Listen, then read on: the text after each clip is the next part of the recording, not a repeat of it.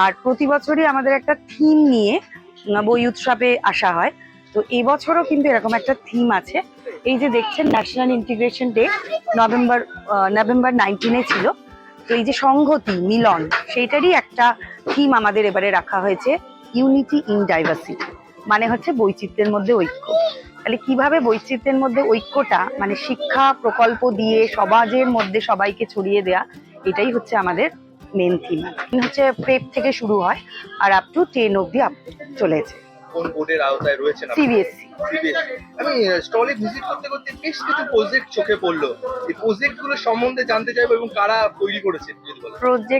Project গুলো তো সম্পূর্ণ আমাদের স্টুডেন্টরাই তৈরি করেছে, আমাদের টিচারদের সাহায্যে। মানে টিচার স্টুডেন্ট যে ক্লাসরুম, যে একসাথে যে শিক্ষার যে 3টে ডায়াগ্রাম থাকে, সেইটাতেই কিন্তু আমাদের এই প্রজেক্ট তৈরি হয়েছে। স্টুডেন্টদের অবদান তো অসাধারণ, মানে ওদের তো এই সমস্ত কিছুই কিন্তু স্টুডেন্টদের হাত দ্বারাই তৈরি হয়েছে।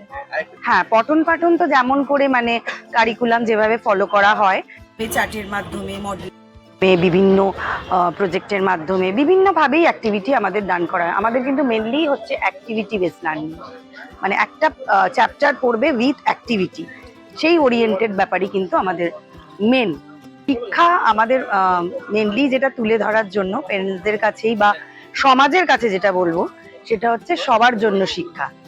তাই এটাই হচ্ছে আমাদের মেন লক্ষ্য, যে শিক্ষাটা যাতে কিন্তু আমরা সবার মধ্যে ছড়িয়ে দিতে পারি।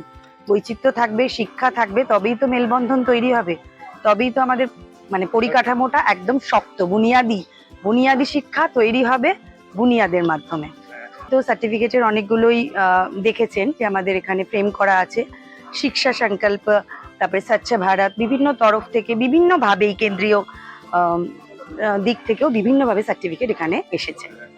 আমাদের দুটি লোকেশন আছে, একটি B10-279 আর একটা হচ্ছে B12-245। এইটাই আমাদের দুটি ক্যাম্পাস। আর প্রথম ক্যাম্পাসটা যেটা হলো সেটা হচ্ছে B12-245, এটাই আমাদের মেন ক্যাম্পাস, অফিসিয়াল ক্যাম্পাস। তাই এখানে অবশ্যই ভিজিট করতে পারেন।